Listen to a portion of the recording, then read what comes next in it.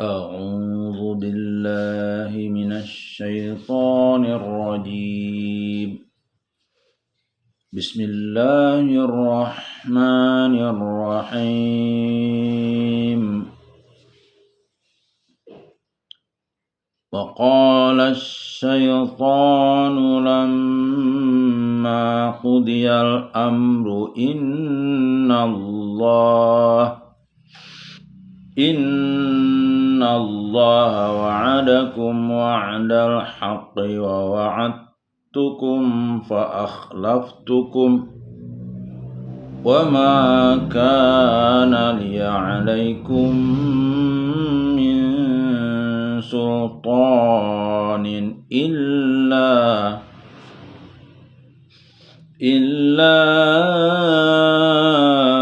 أن دعوتكم فاستجبتم لي فلا تلوموني ولوموا أنفسكم ما أنا بمصرخكم وما أنتم بمصرخي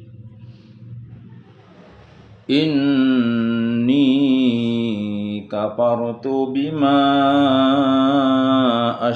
أشركتمون من قبل إن الظالمين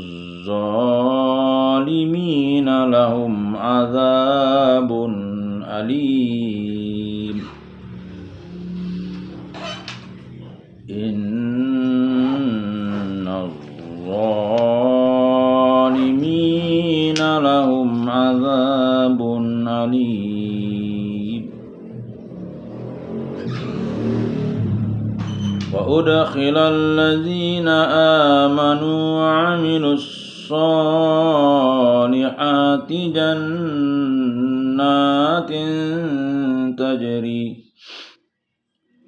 تجري من تحتها الأنهار خالدين فيها بإذن ربهم تحيتهم فيها سلام. ألم تر كيف ضرب الله مثلا كلمة طيبة كشجرة طيبة أصلها ثابت وفرعها في السماء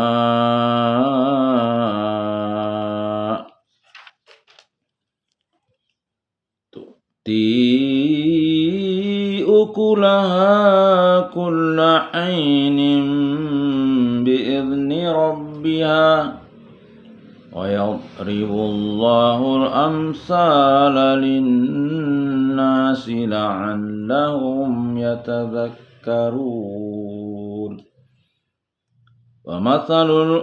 ومثل كلمة خبيثة كشجرة خبيثة اجتثت من فوق الأرض ما لها من قرار.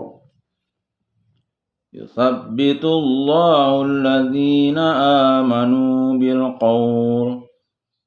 بالقول الثابت في الحياة الدنيا وفي الآخرة ويضل الله الظالمين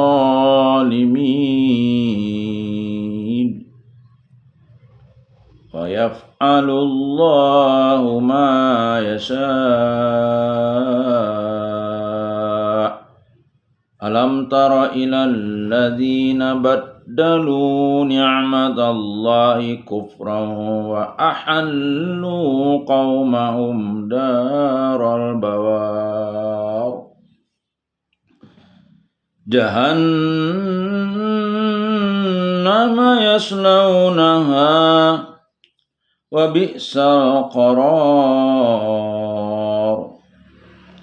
وجعلوا لله أندادا ليضلوا عن سبيله قل تمتعوا فإن مصيركم إلى النار قل لعبادي الذين آمنوا يقيموا الصلاة وينفقوا مما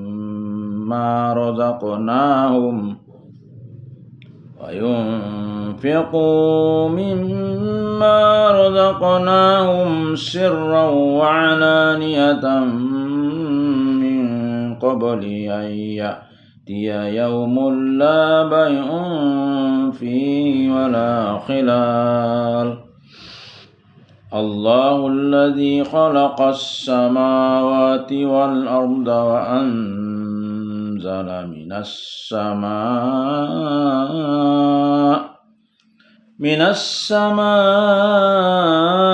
ماء فأخرج به من الثمرات رزقا لكم وسخر لكم الفلك لتجري في البحر بأمره وسخر لكم الأنهار وسخر لكم الشمس والقمر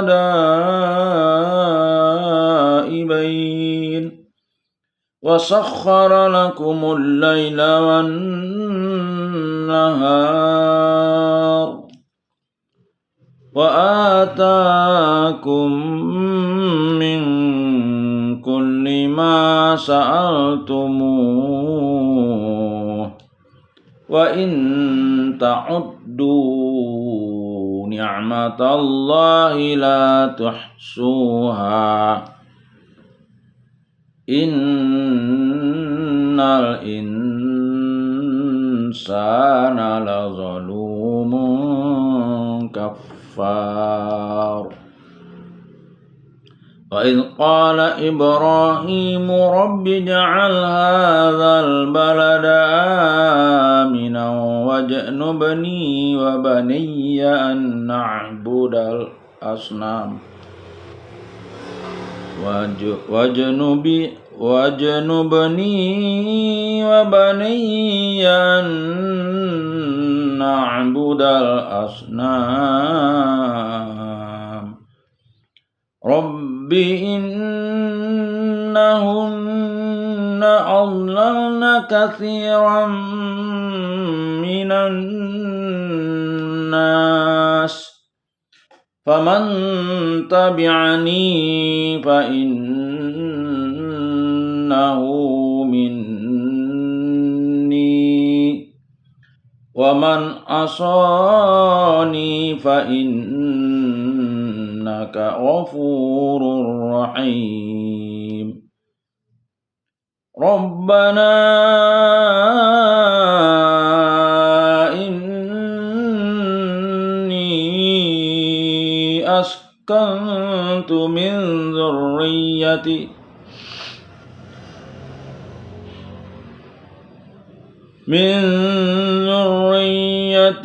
بواد غير ذي زرع عند بيتك المحرم ربنا ليقيموا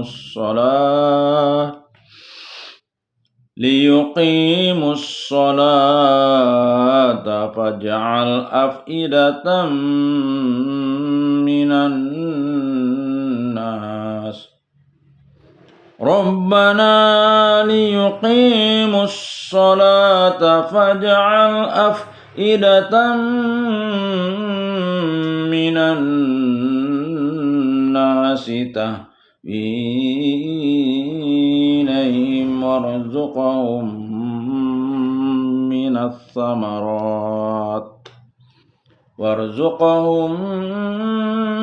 الثمرات لعلهم يشكرون ربنا إنك تعلم ما نخفي وما نعلن وما يخفى على الله من شيء في الأرض وما يخفى على الله من شيء في الأرض ولا في السماء الحمد لله الذي وهب لي على الكبر إسماعيل وإسحاق إن ربي لسميع الدعاء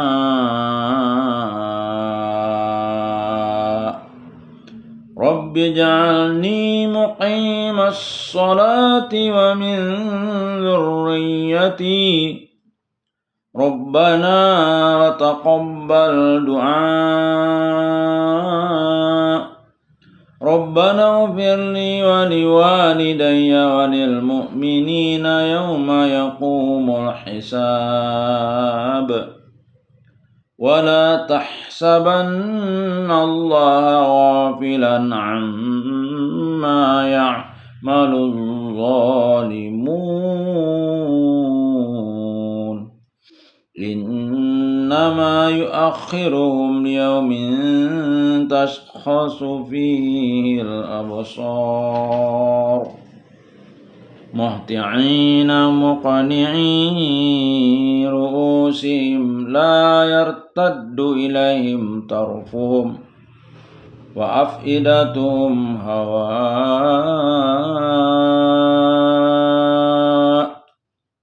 وأنذر الناس يوم يأتيهم العذاب فيقول الذين ظلموا ربنا أخرنا إلى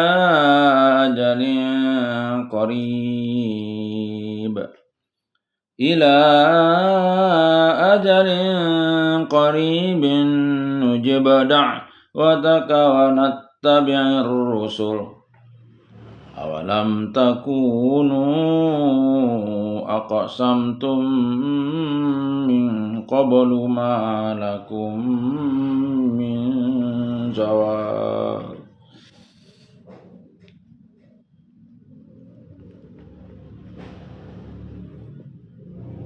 وسكنتم في مساكن الذين ظلموا أنفسهم وتبين لكم كيف فعلنا بهم وضربنا لكم الأمثال وقد مكروا مكرهم وعند الله مكرهم فإن كان مكرهم لتزول منه الجبال فلا تحسبن الله مخلف وعده رسله إن الله عزيز ذو انتقام إن الله عزيز ذو انتقام يوم تبدل الأرض غير الأرض والسماوات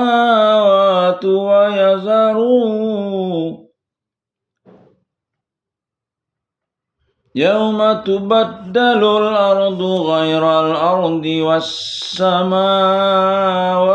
وبرزوا لله الواحد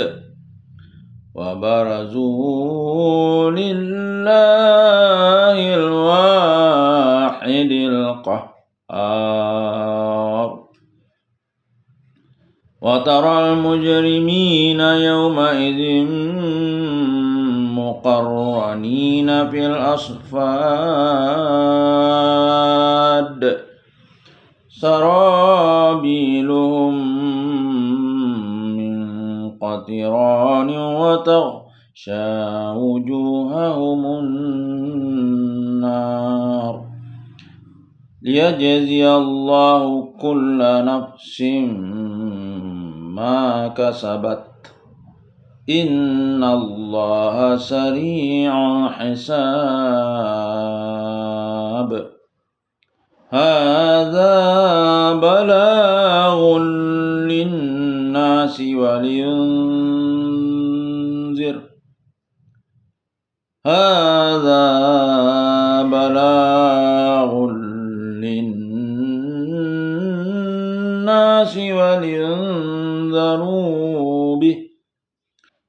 ولينذروا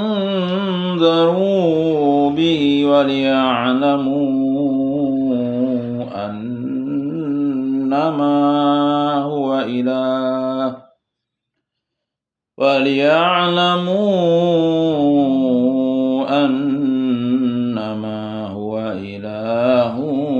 واحد وليذكر أولو الألباب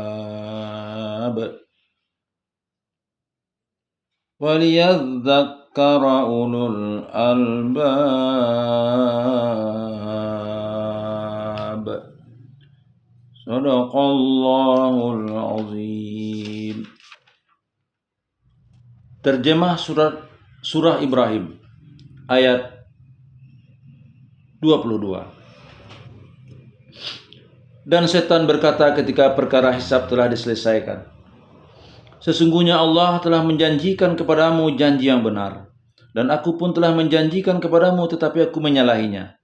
Tidak ada kekuasaan bagiku terhadapmu, melainkan sekadar aku menyeru kamu lalu kamu mematuhi seruanku. Oleh sebab itu janganlah kamu mencerca aku, tetapi cercalah dirimu sendiri. Aku tidak dapat menolongmu dan kamu pun tidak dapat menolongku. Sesungguhnya aku tidak membenarkan perbuatanmu mempersekutukan aku dengan Allah sejak dahulu. Sungguh orang yang zalim akan mendapat siksaan yang pedih. 23. Dan orang yang beriman dan mengerjakan kebajikan dimasukkan ke dalam surga-surga yang mengalir di bawahnya sungai-sungai. Mereka kekal di dalamnya dengan seizin Tuhan mereka. Ucapan penghormatan mereka dalam surga itu ialah salam. Artinya selamat dan dari segala bencana. 24. Tidakkah kamu memperhatikan bagaimana Allah telah membuat perumpamaan kalimat yang baik? Maksudnya termasuk kalimat yang baik ialah kalimat tauhid, yaitu segala ucapan yang menyeru kepada kebajikan dan mencegah kemungkaran serta perbuatan baik. Kalimat tauhid seperti kalimat la ilaha illallah. Seperti pohon yang baik, akarnya kuat dan cabangnya menjulang ke langit.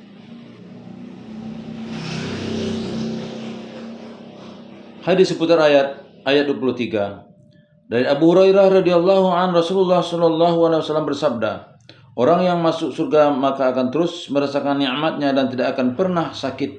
Pakaiannya tak akan pernah kusut dan akan selalu tetap muda. Hadis riwayat Muslim.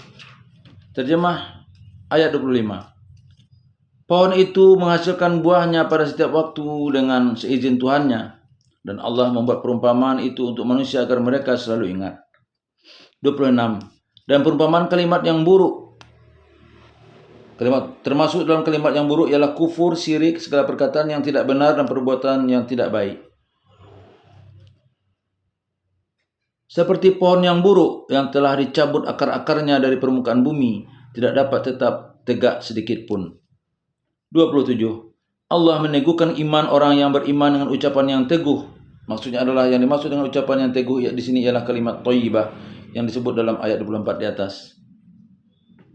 Dalam kehidupan di dunia dan di akhirat, dan Allah menyesatkan orang-orang yang zalim, dan Allah berbuat apa yang Dia kehendaki. 28. Tidakkah kamu memperhatikan orang yang telah menukar nikmat Allah dengan ingkar kepada Allah dan menjatuhkan kaumnya ke lembah kebinasaan, yaitu neraka jahanam. Mereka masuk ke dalamnya dan itulah seburuk-buruk tempat kediaman. Ayat 30. Dan mereka orang kafir itu telah menjadikan tandingan bagi Allah untuk menyesatkan manusia dari jalannya. Katakanlah Muhammad, bersenang-senanglah kamu karena sungguhnya tempat kembalimu ke neraka. 31. Katakanlah Muhammad kepada hamba-hambaku yang telah beriman, hendaklah mereka melaksanakan solat, menginfakkan sebagian rezeki yang kami berikan secara sembunyi atau terang-terangan sebelum datang hari ketika tidak ada lagi jual beli dan persahabatan.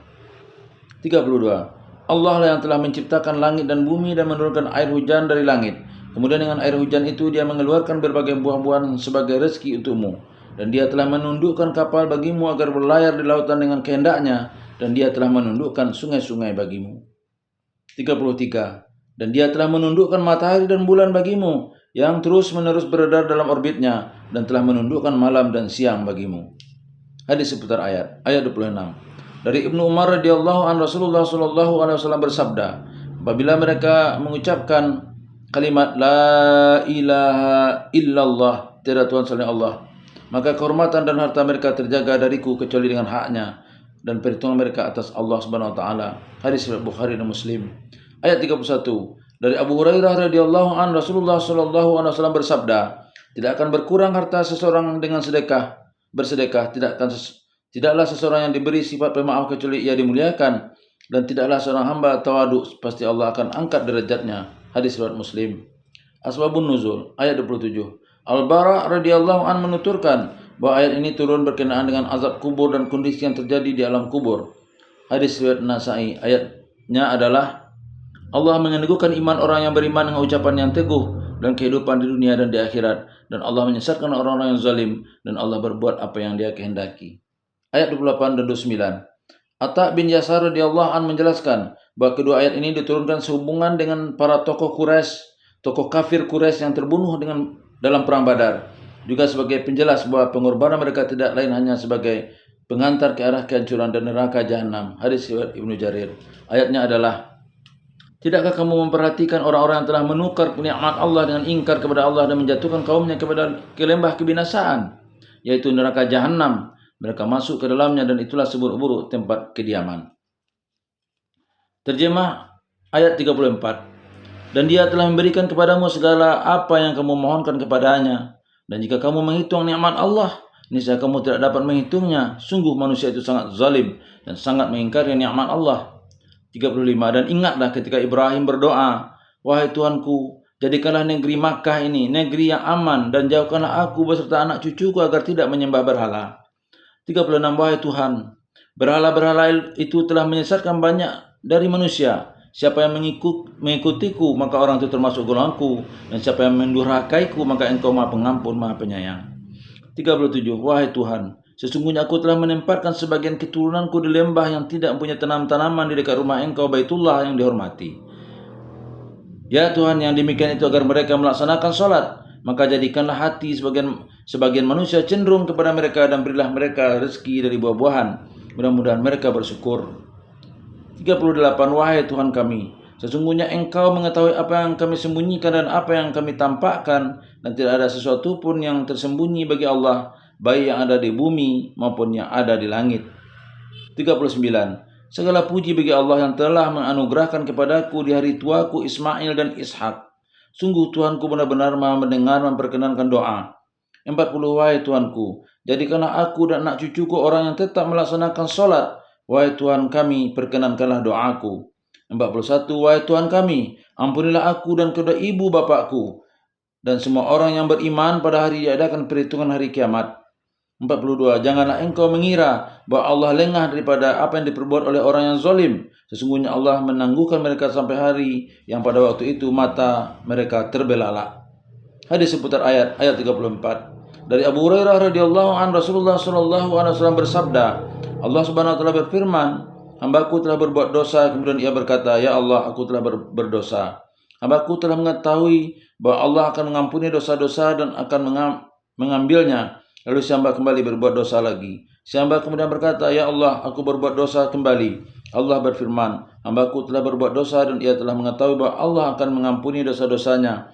Kerjakanlah sekehendakmu, sungguh aku telah mengampunimu. Hadis riwayat Ibnu Hibban. Ayat 37. Dari An-Nu'man bin Bashir radhiyallahu an, Nabi sallallahu alaihi wasallam bersabda, siapa yang tidak bersyukur kepada manusia, maka ia tidak bersyukur kepada Allah. Siapa yang tidak bersyukur atas yang sedikit, maka ia tidak bersyukur atas yang banyak. Dan membicarakan nikmat Allah itu adalah tanda syukur, dan meninggalkannya adalah kekafiran. Berjamaah itu berkah, dan perpecahan itu azab. Hadis riwayat Bazzar. Ayat 39. 1. Dari Nu'man bin Bashir radhiyallahu an, Rasulullah sallallahu alaihi wasallam bersabda, berdoa itu adalah ibadah. Hadis riwayat Tirmizi. 2. Dari Salman Al-Farisi radhiyallahu an, Nabi SAW bersabda, sesungguhnya Tuhan kalian itu hidup lagi mulia, malu terhadap hambanya yang telah mengangkat kedua telapak tangannya meminta kepada Allah, lalu ia kembali dalam keadaan kosong. Hadis riwayat Tirmizi. Terjemah ayat 43. Mereka datang tergesa-gesa memenuhi panggilan dengan mengangkat kepalanya, sedangkan mata mereka tidak berkedip-kedip dan hati mereka kosong. 44. Dan berikanlah peringatan Muhammad kepada manusia pada hari ketika azab datang kepada mereka. Maka orang yang zalim berkata, ya Tuhan kami, berilah kami kesempatan kembali ke dunia walaupun sebentar. Niscaya kami akan mematuhi seruan Engkau dan akan mengikuti Rasul-Rasul. Kepada mereka dikatakan, bukankah dahulu di dunia kamu telah bersumpah bahwa sekali-kali kamu tidak akan binasa? 45. Dan kamu telah tinggal di tempat orang yang menzalimi diri sendiri, dan telah nyata bagimu bagaimana kami telah berbuat terhadap mereka, dan telah kami berikan kepadamu beberapa perumpamaan. 46. Dan sungguh mereka telah membuat tipu daya, padahal Allah mengetahui dan akan membalas tipu daya mereka, dan sesungguhnya tipu daya mereka tidak mampu melenyapkan gunung-gunung. Maksudnya adalah ayat-ayat syariat Allah yang kokoh seperti gunung. 47. Maka karena itu jangan sekali-kali kamu mengira bahwa Allah mengingkari janjinya kepada Rasul-Rasulnya. Sungguh Allah Maha Perkasa dan mempunyai pembalasan. 48. Yaitu pada hari ketika bumi diganti dengan bumi yang lain, dan demikian pula langit, dan mereka manusia berkumpul di padang mahsyar menghadap Allah yang Maha Esa, Maha Perkasa. 49. Dan pada hari itu engkau akan melihat orang yang berdosa bersama-sama diikat dengan belenggu 50 pakaian mereka dari cairan aspal, dan wajah mereka ditutupi oleh api neraka. 51. Agar Allah memberi balasan kepada setiap orang terhadap apa yang dia usahakan. Sungguh Allah Maha cepat perhitungannya. 52. Dan Al-Quran ini adalah penjelasan yang sempurna bagi manusia, agar mereka diberi peringatan dengannya, agar mereka mengetahui bahwa dia adalah Tuhan yang Maha Esa, dan agar orang yang berakal mengambil pelajaran. Hadis seputar ayat 43. Dari Sahal bin Sa'ad radhiyallahu an, Rasulullah sallallahu alaihi wasallam bersabda, tergesa-gesa adalah termasuk perbuatan setan. Hadis riwayat Tirmizi. 2. Dari Abdullah bin Amir radhiyallahu an, ia berkata, bersama Rasulullah sallallahu alaihi wasallam kami kembali dari Makkah menuju Madinah. Ketika kami berada pada sebuah oasis di tengah jalan, beberapa orang tergesa-gesa menunaikan sholat asar. Mereka berwuduk dengan tergesa-gesa, lalu kami dekati mereka. Tampak tumit mereka tidak terkena air, maka Rasulullah SAW bersabda, siksa neraka bagi pemilik tumit itu, sempurnakanlah wuduk kalian. Hadis riwayat Muslim. Ayat 44. Dan Abu Hurairah radhiyallahu an, ia berkata, aku pernah mendengar Rasulullah SAW bersabda, Allah Subhanahu wa taala berfirman, adakah orang yang lebih zalim daripada orang yang mencoba membuat ciptaan seperti ciptaanku? Hadis riwayat Muslim. Ayat 51. Dari Ibnu Umar radhiyallahu an, Nabi sallallahu alaihi wasallam bersabda, Allah akan meminta pertanggungjawaban setiap pemimpin bagaimana ia memimpin, apakah ia menegakkan hukum Allah di dalamnya atau ia menyia-nyiakannya, hingga Allah juga akan meminta pertanggungjawaban suami tentang kepemimpinan atas rumah tangganya. Hadis riwayat Bukhari dan Muslim. Billahi taufiq wal hidayah. Assalamualaikum warahmatullahi wabarakatuh.